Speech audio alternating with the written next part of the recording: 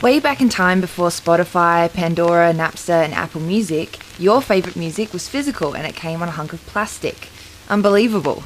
Somehow the analogue sound signal was picked up by a piece of metal skidding through grooves cut into a plastic disc. Why is this ancient technology still popular and collectible?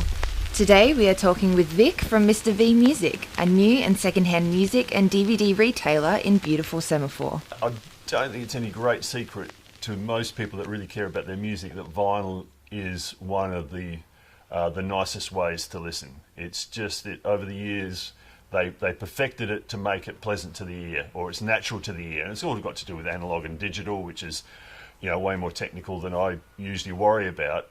Who are the collectors? Who visits your store?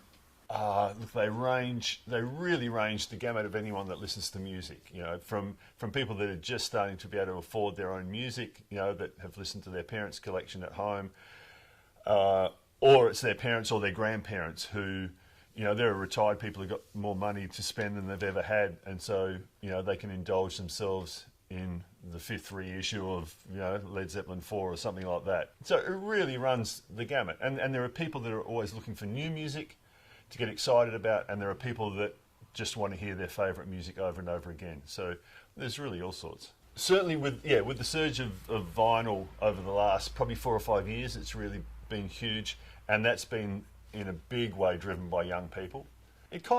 Music is in a big way always driven by young people, I think, because they get excited about either hearing old stuff or hearing new stuff. I think they get much more excited than people that are set in their ways.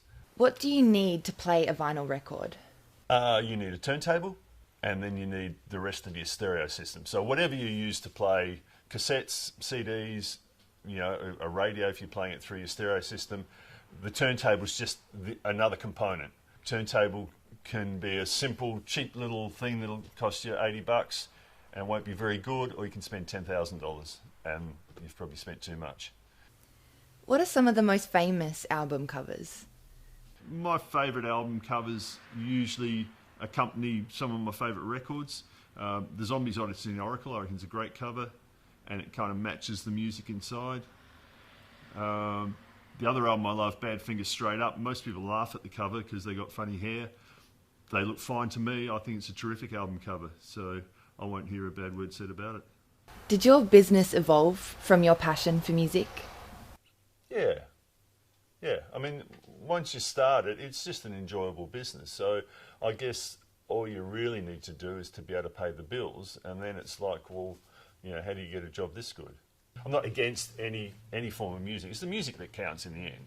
So you don't want to get too misty-eyed about everything. But having said that, I do.